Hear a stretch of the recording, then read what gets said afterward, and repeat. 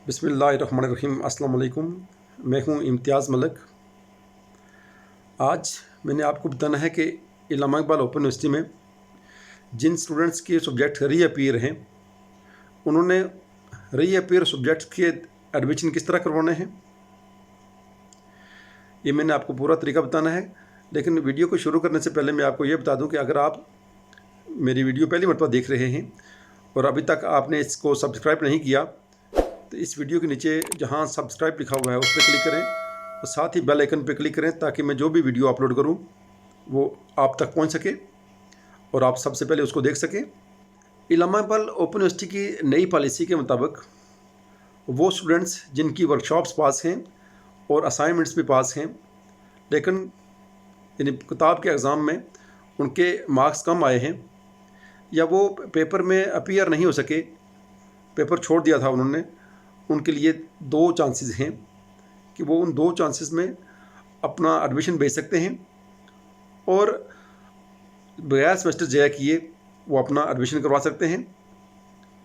अब एडमिशन करवाने का तरीकाकार क्या है वो मैंने आपको बताना है कि आप अपने सब्जेक्ट को, जो आपका सब्जेक्ट रीअपीयर है, उसका एडमिशन आपने किस तरह करवाना है।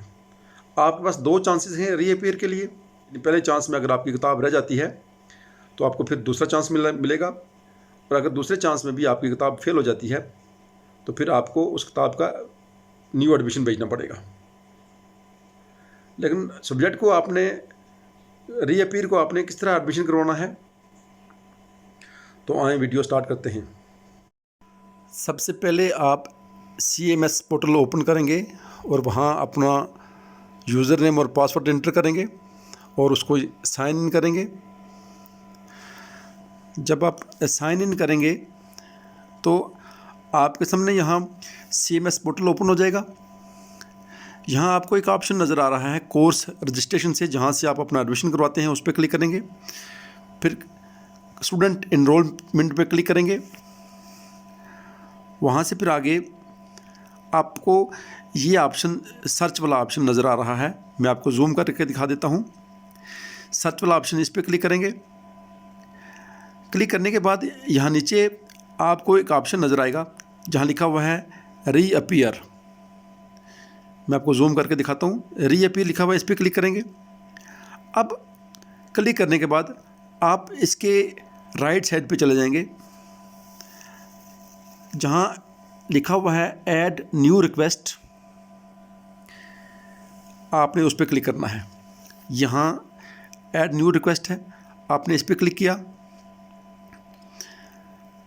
क्लिक करने के बाद यहाँ आपका कोर्स आ जाएगा जो रीअपीयर है। जो भी आपके कोर्स यानी एग्ज़ाम में कम मार्क्स की वजह से या इम्तहान में शामिल ना होने की वजह से फेल हैं, वो यहाँ आ जाएंगे। आप उस पर क्लिक करेंगे। क्लिक करने के बाद आप यहाँ ऐड कोर्सेज पे जाएंगे नीचे। अब वो कोर्स यहाँ नीचे आ जाएगा। जो कोर्स यहाँ ऊपर रीअपीयर था, यानी इम्तहान में कम नंबर होने की वजह से फेल था, वो नीचे आ गया है। अब यहाँ से हमने इसको सबमिट किया। सबमिट करने के बाद ये एडमिशन हो गया है। अब हमने यहाँ से चालान फॉर्म जनरेट करना है। प्रिंट इनवाइस पे क्लिक किया हमने तो आपका ये चालान डाउनलोड होना शुरू हो गया है। आप यहाँ डाउनलोड अगेन पे क्लिक करेंगे तो ये आपका चालान डाउनलोड हो गया है। आप इस चालान में एक ख़ास बात आप देख सकते हैं कि यहाँ फ़ीस ज़ीरो है, यानी कोई फ़ीस नहीं है इसकी। इसका मतलब है कि आपने फ़ीस जमा नहीं करवानी है।